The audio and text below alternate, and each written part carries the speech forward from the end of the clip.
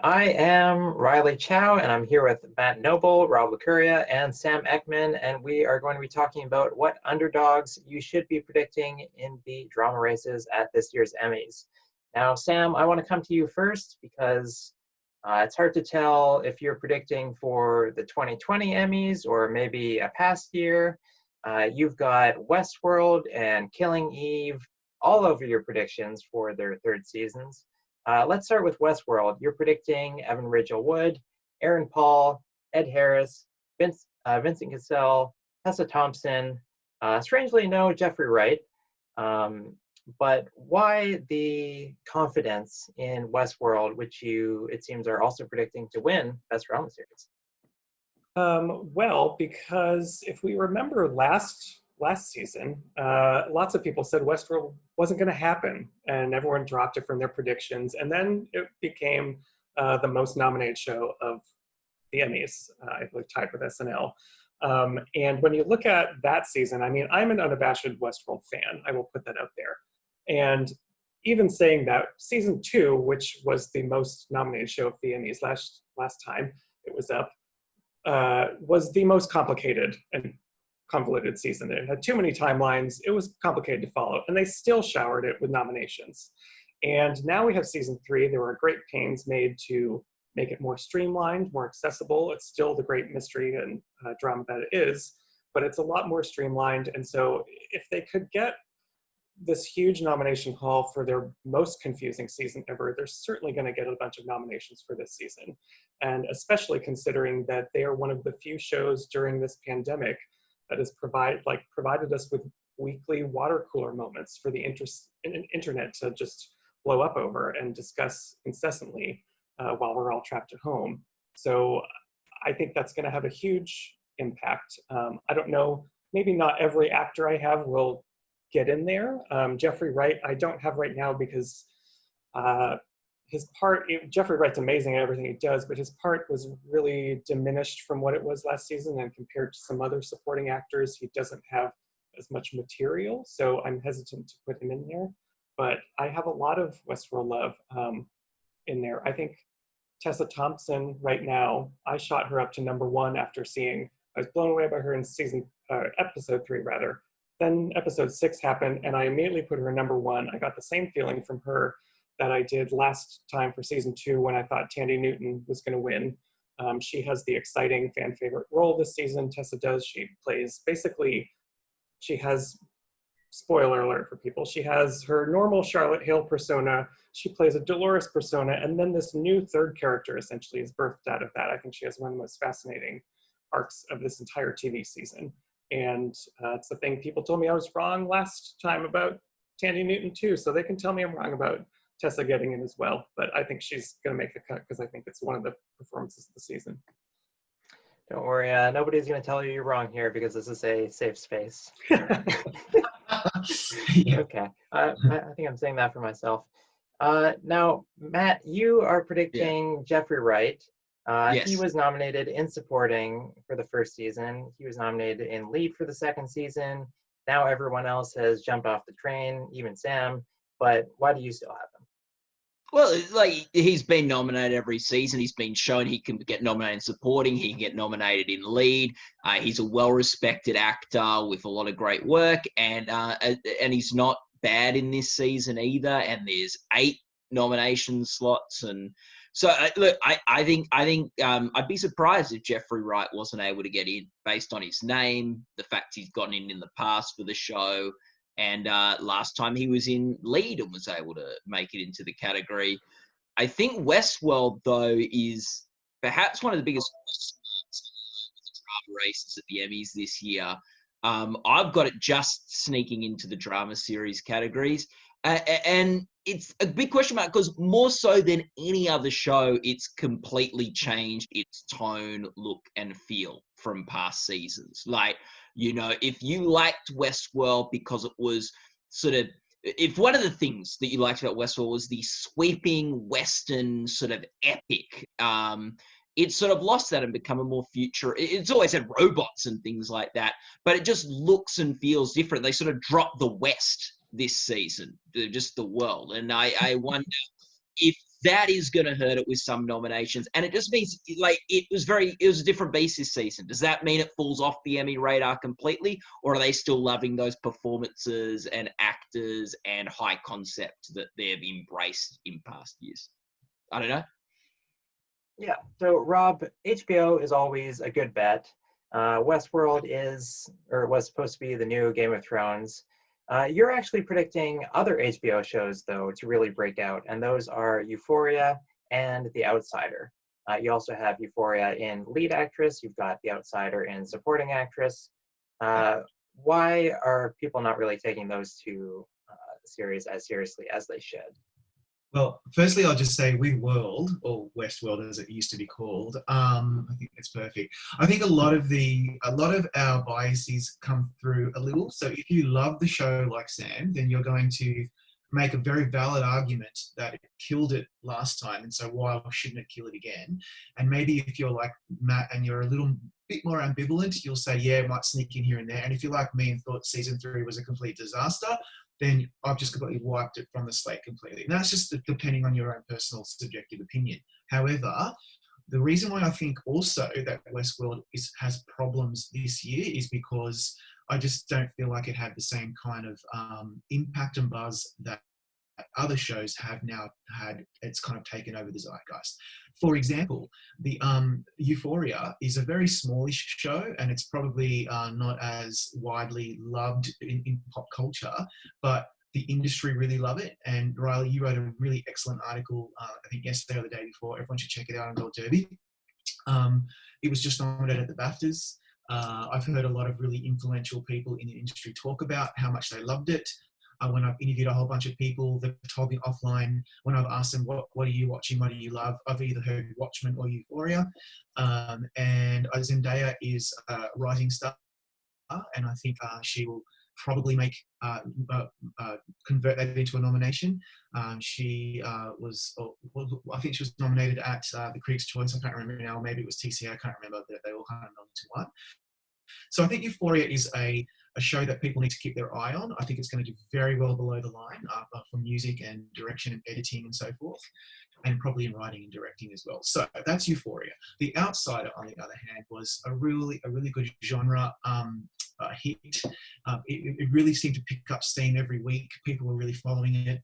They love Jason Bateman, respect him as a director and creator. And Cynthia Erivo was so brilliant in that show. She was a real breakout after she just broke out by getting an Oscar nomination. So to me, it's like a no-brainer that those two shows should be shows that we are looking at as good quality long shots that could actually make an impact. Yeah, I'm predicting The Outsider in so many categories, especially below the line. But I just worry that it's maybe going to be like a Mindhunter 2.0, where it's this acclaimed show that everybody saw, but it's not really reinventing things. People want more exciting choices. Then again, these are the Emmys, and I feel like we can overestimate how much they actually want excitement, which is why, we would be good to take a page from Sam's book and go back to Westworld and Killing Eve. So Killing Eve got 9 nominations last year. It won lead actress. This year, it's not really being predicted. Sam, why are you holding on to it in so many categories? Well, I'm hesitant about its drama. I don't think it's guaranteed to get into a drama series. I think I have it right down at the bottom. But I do think the actors in that show are just so well respected, and I definitely see it getting in for acting. I think Sandra Oh has been an Emmy favorite. She's just admired by her peers. Jodie Comer does fantastic work. She just won last time. And Fiona Shaw, I think, got into supporting actress last season with not as much material, not as much of an arc as she gets this season. She gets to go to like really dark, great places, and I think she's one of those actors that people just, her peers really look up to her and admire her and think she can do anything. So I think people are underestimating her a little bit in supporting actress, especially since we have 8 nomination slots, because she has a great arc this season. I don't think the show in season 3 got the kind of buzz it did. Something about, season 1 and 2, it felt more of like a zeitgeisty hit than season 3, but it seems like the type of addicting drama that voters might hang on to. Now, Matt, you don't have Fiona Shaw coming back. You've got Gugu Mbatha-Raw coming in instead for the morning show, which is actually not a very popular prediction despite the morning show's placement in the Best Drama Series race. So can you explain that one?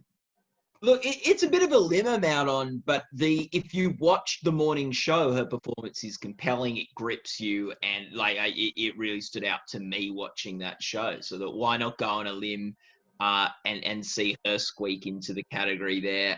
Fiona Shaw's obviously a really good prediction. She got nominated last year as well. She had a very good season, but honestly, if they watch the morning show, if they get through the whole season, she's fantastic. And might get the passionate sort of, people tick her off. But yeah, it's a limb, but it's one I'm happy to be on at the moment. Yeah, I agree. Rob, I want to ask you about The Handmaid's Tale, because that's a show that, did extremely well. It's another one of these shows that did extremely well the last time it was fully eligible. Even last year when it was only kind of eligible, it still picked up more nominations than any other show in the drama field except for Game of Thrones. It seems everyone's moved on from Joseph Fiennes and Yvonne Strahovski. You still have both of them in. So why is that? Okay, so as you say, The Handmaid's Tale has always done well at the Emmys. So this is kind of similar to the argument that Sam made earlier about Westworld, which I think is a good one. You've got to look in the past for the Emmys. They love repeats. We all know that, right? And if a show hasn't dropped off a cliff, then generally speaking, it will probably repeat. For me, The Handmaid's Tale hasn't dropped off a cliff. It's been it's still been beloved, maybe not in the bubble that we all operate within, the blogosphere. A lot of people have said that season 3 wasn't as strong, but I really don't agree with that personally. I think this latter half of season 3 was extremely well done. And I know a lot of people within the industry who are really, really into it still.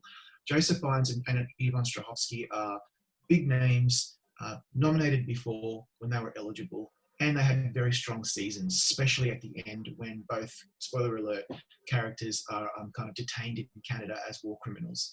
So I didn't see any reason why to take them out. As well as those, I think Elizabeth Moss is in for sure, as is Ann Dowd. And I think particularly Ann Dowd is a real sleeper who could actually win again. She's got a very, very good episode going for her. And I think it's going to do well across the board. I think The Handmaid's Tale is going to surprise a lot of people and really, really kill it when the nominations are announced. I'm a little worried about Handmaid's Tale based on everyone's hopes for it last season and how it didn't quite live up to those with wins beyond guest actress, I believe. Because, I think time and time again, we've seen that voters vote based on how a nominee makes them feel, or a potential nominee makes them feel. They go with a feeling. And I admit I haven't finished The Handmaid's Tale yet because, frankly, I feel like I'm living in a dystopia and I love everyone involved in The Handmaid's Tale. I would watch Ann Dowd read the phone book for 5 hours. I would watch her do anything, and basically anyone on that show do anything. But I just don't want to exist in that headspace right now. So I have to wait a little bit. So I don't know. Are other people feeling that way similar? Do they want something else from their drama contenders? I worry that even if they do get in across the board, they may face an uphill battle for wins because people just aren't ready to go there at this current moment. Yeah, I think with Handmaid's Tale though, the thing that I like, and yeah, it's an I think that's a good point, Sam. It's uncomfortable to watch right now, but that all being said, this is a show. It won Best Drama Series for its first season. Then along returns Game of Thrones, which just sucked up a lot of the Emmy oxygen, whatever you thought of those last couple of seasons. And now Game of Thrones is away. Does Handmaid's Tale slip back into that vacuum? It's sort of that big show that sort of won the last 2 years at the Emmys is now no longer. And will The Handmaid's Tale take a lot of those acting slots and stuff that Game of Thrones was sucking up, or will newer shows come through? I'm pretty fascinated to see.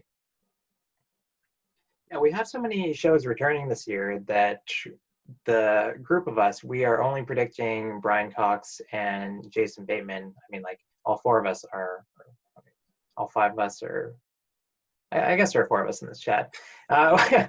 We're all predicting those 2, but there's, we vary in all of our other selections. Sam, you are going out on the biggest limb for Patrick Stewart, so you could explain that.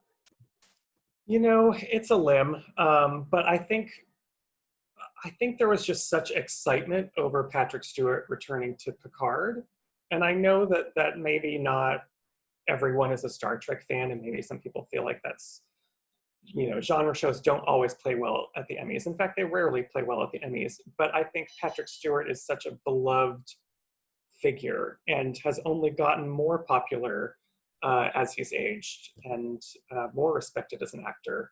And it just seems like, I just remember how much excitement there was and how much buzz there was when it was announced that he was coming back. And it was a show that did very well for CBS All Access. And I think excitement is a strong thing that can lead to a nomination. So yes, it is a limb to go out on, but I think that type of excitement is what can sometimes lead to surprises at the Emmys. Yeah, instead of him, I've got Steve Carell in that category. I also have Reese Witherspoon, and I've got Gugu Mbatha-Raw. I think the morning show is just acting bait. So I think it'll get into Best Drama Series. It'll get all these acting nominations. I don't know what else it'll get, if anything. But I just feel like the performances in that show are so outrageously loud. And it's all these people who are very well liked, and they're talking about, a different weighty subject every week. I don't see how the actors do not continue to eat that up the way that they did at the SAG Awards. So, Riley, you don't have Billy Crudup?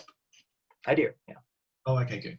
Because I think he's the only one apart from Jennifer Aniston I think who'll make it in personally. And that's again because in drama, I just feel like we keep running out of slots, and I think we should have 10 in each because I said this in a limited category as well.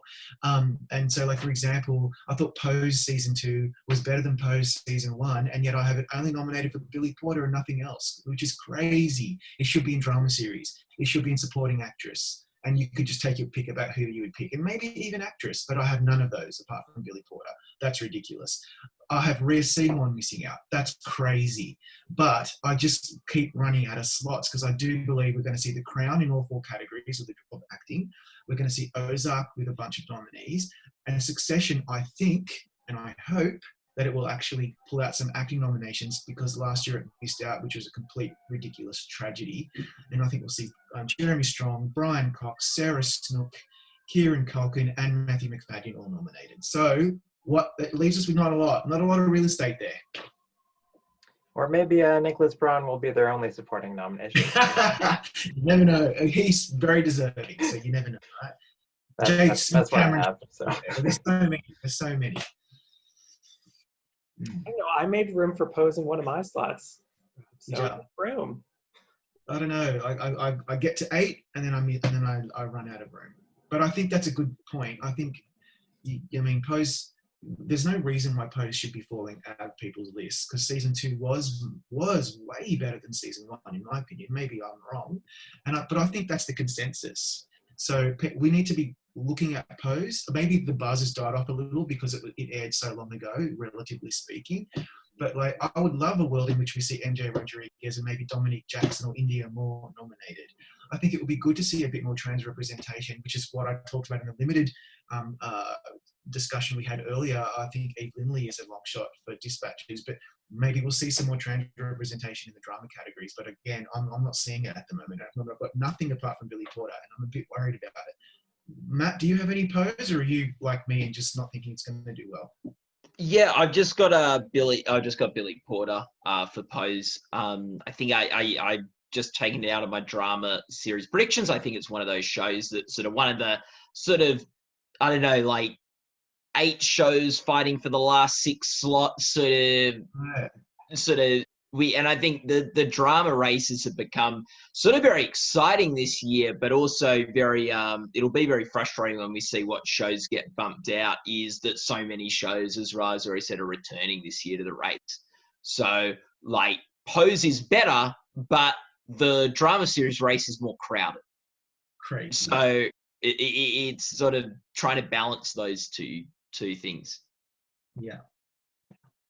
Well, Matt, Sam, Rob, we actually haven't seen you guys very much in Slugfest this season. So, do you have any other thoughts about drama? Yeah, I'm good. I'm good.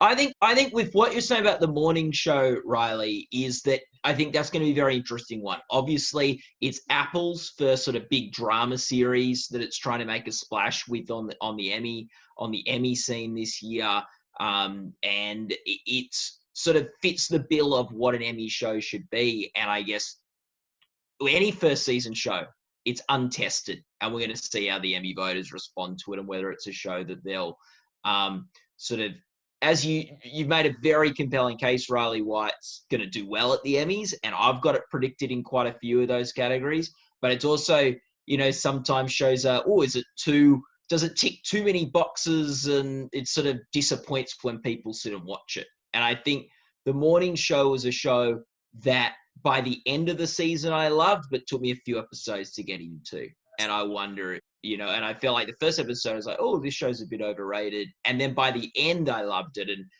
so we'll see how, and particularly for some of those performances to pop, I think you really need to sit and watch the whole season. So we'll see how it goes. But at the moment I'm predicting it in a lot of those categories. Yeah, go ahead, Sam. Oh, I'm just wondering, I'm interested to see what this kind of new world, how it affects the Emmy race, because all these FYC events that are normally dominating the scene right now are not happening. And when you attend those events, you realize that people kind of get into this groupthink. The voters end up all kind of coming to the same conclusion about a show by the end of an event, essentially. And so you start seeing all these awards bodies going down this one lane. But if everyone is staying at home and those events aren't playing out in the same way, does that groupthink go away? Does that mean Emmy voters may not care about the snob appeal factor, may not be as big this year? Will they go for just something that's really fun? Like, can The Mandalorian from Disney Plus make it in just because it was such a huge success, it was a massive story, and it seemed like everyone watched it. Everyone downloaded Disney Plus for it. So does something like that manage to make it in this year when normally, snob factor might work against that because it's a Star Wars property? I think there's several examples like that. And similar to what, I was talking about with Picard for Sir Stewart, I think that's possible just because people love him so much. I don't know that Star Trek has snob factor like many of the series they go for, but it's something that people just love and love to watch. And I think that could be a huge factor in this race this year. That's actually a super good point. I think that's something that we should probably keep in mind, and it might be an argument we'll make once the nominations come out, and we'll see a lot of really popular choices, and it could be because of the quarantine factor. Picard is a good point because Patrick Stewart was never nominated at the Emmys for his performance on that show back in the day, which was a travesty. He was only ever nominated once at the SAGs, and I think the show was nominated in its final season for drama series Lost at Picket Fences, one of the great tragedies of my life. But that being said, I think that we're going to see some shows drop off a little. I have a feeling This Is Us is going to suffer a little. We're only going to see Sterling K. Brown and a couple of guests, maybe 3 guests, which is not good for them. I think we're also going to see Ozark do very well. I think it's at this point I have it winning drama actress, supporting actress, and supporting actor for Tom Pelphrey. And supporting actress, take your pick. It's either going to be Janet McTeer or Julia Garner.